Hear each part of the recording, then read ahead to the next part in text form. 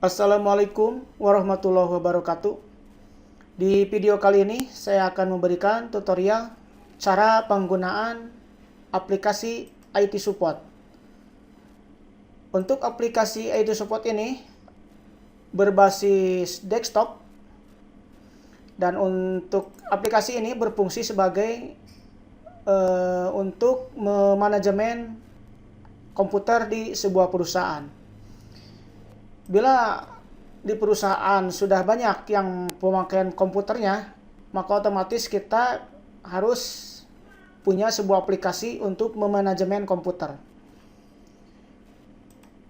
Ini aplikasi sangat ringan, hanya 6,4 megabit, dan ini untuk aplikasi ini berbasis database. Untuk menggunakan aplikasi ini, di sini sudah saya sediakan database-nya. Dan bila Anda membutuhkan aplikasi ini, silakan kirim email di kolom komentar. Oke, pertama-tama buka dulu atau upload dulu database-nya. Lalu aktifkan MySQL-nya. Di sini sudah aktif MySQL-nya. Lalu kita double klik untuk mengaktifkan aplikasinya. Nah, di sini terdiri dari beberapa menu. Ada menu aplikasi, di sini terdiri dari submenu login dan keluar. Ada menu data komputer, data peripheral, data service, dan setting report. Oke, kita login dulu. Untuk defaultnya dan passwordnya menggunakan admin huruf kecil. Dan bila Anda kurang yakin pengetikan di passwordnya, tinggal kita checklist tampilkan password. Lalu kita klik OK. Nah, otomatis menu data komputer, data peripheral, data service, dan setting report di sini sudah aktif. Oke, di sini ada menu data komputer yang terdiri dari submenunya adalah data user, data PC, data software, data pemakaian komputer, dan data pemakaian aplikasi atau pemakaian software. Dan di sini ada data peripheral, yaitu untuk memanajemen peripheral seperti printer, monitor, mouse, dan sebagainya. Dan ini tidak kalah pentingnya, ini ada data service. Karena untuk seorang IT support pasti tidak jauh dengan menservis komputer dan peripheralnya. Dan di sini juga ada setting report untuk merubah report sesuai dengan yang Anda hendaki. Cuman di sini untuk setting report ini diusahakan kita sudah memahami tentang pass report. Oke, kita langsung saja ke data user. Di input data user ini terdiri dari nomor ID, nama, dan departemen. Untuk nomor ID ini sudah di-generate di tombol ID baru. Kita klik. Nah, ini otomatis sudah mengenerate ke user selanjutnya. Karena untuk user terakhir ini adalah 080, maka untuk selanjutnya di sini ada 081. Oke, kita coba inputkan.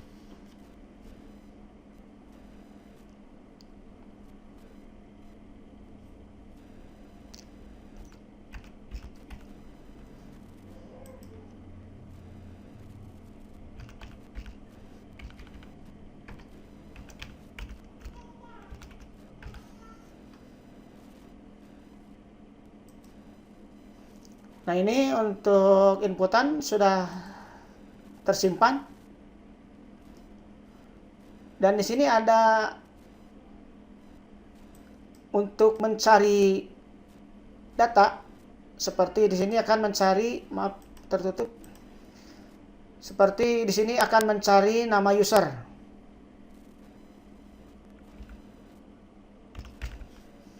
Nah, ini nama user sudah terfilter. Dan bila kita ingin menghapus, kita tinggal klik saja, klik kanan. Di sini ada menu edit dan hapus. Kita coba hapus.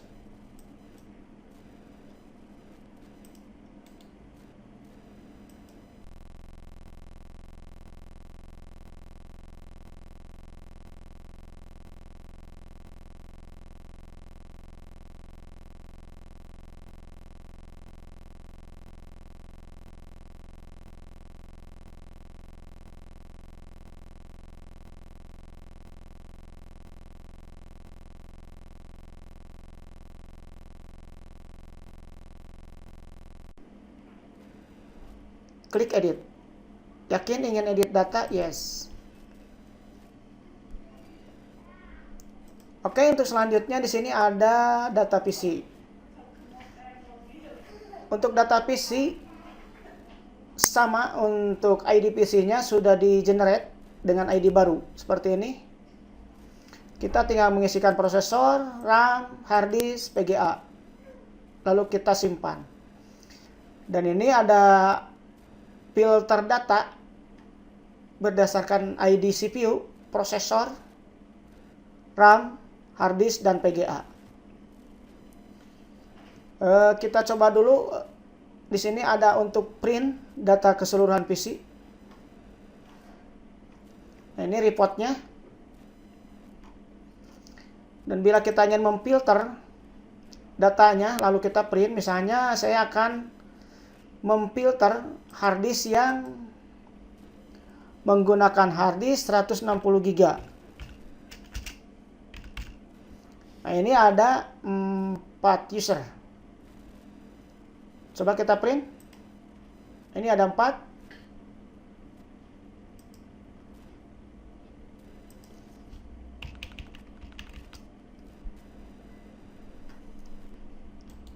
Sama di sini kalau kita ingin mengedit dan menghapus, tinggal klik kanan di data yang akan kita edit.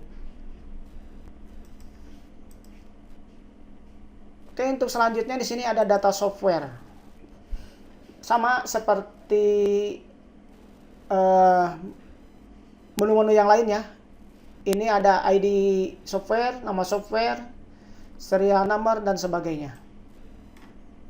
Dan bila kita ingin mencari jumlah software yang ada, seperti di sini saya akan mencari jumlah Office Ultimate yang ada. Kita klik kanan lalu total software. Nah, ini Office Ultimate berjumlah 6. Kita print. Nah, ini print keseluruhan program atau software. Oke, untuk selanjutnya ini ada menu data pemakaian komputer. Nah, di menu data pemakaian komputer ini saya sudah menyediakan print pemakaian, ini data pemakaian komputer, dan print label. Bila Anda akan memberi label di satu komputernya, di masing-masing komputernya. Seperti contoh, saya akan memberi label dengan nama user Dani. Kita klik print label. Nah, kita tinggal print. Bisa dengan printer apa saja. Bisa dengan laserjet atau inkjet. Dan tak kalah bagusnya di sini ada tabel stok PC. Jadi bila mana kita menghapus data di sini, otomatis stok PC yang nggak digunakannya ada di tabel stok PC. Untuk selanjutnya di sini ada data pemakaian aplikasi atau data pemakaian software. Hampir sama. Di sini filter datanya ada filter berdasarkan nama dan software. Sama di sini juga ada print untuk labelnya. Coba nama usernya Iman.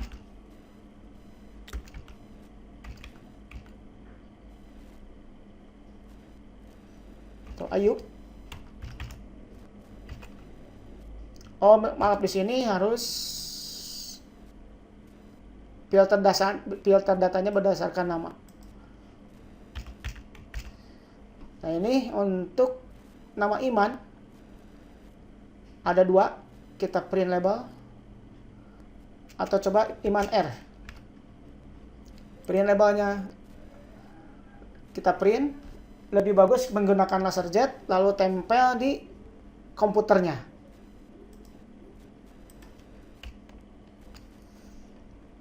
Oke, untuk selanjutnya di sini ada data peripheral.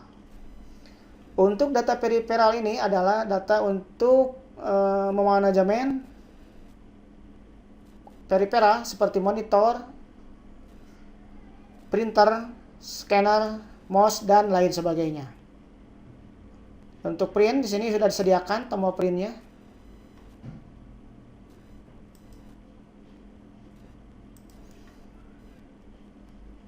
Dan yang tak kalah penting di sini ada data service. Bila kita sudah men-service, kita inputkan saja datanya di sini. Di sini terdiri dari ID service, tanggal service, ID CPU. Kita klik ID CPU, otomatis nyari di sini. Seperti saya akan menyari ID CPU 01 atau 0001.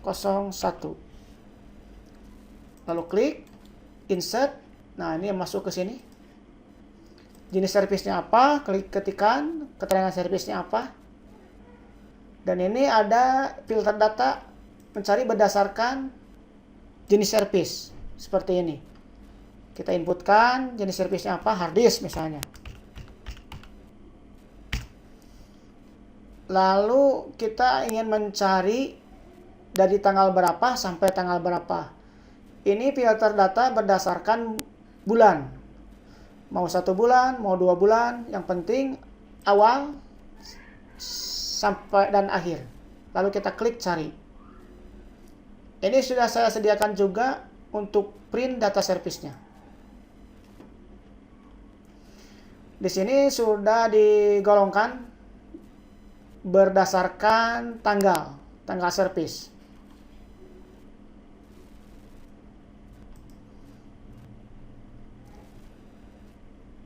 Dan terakhir di sini ada menu setting report.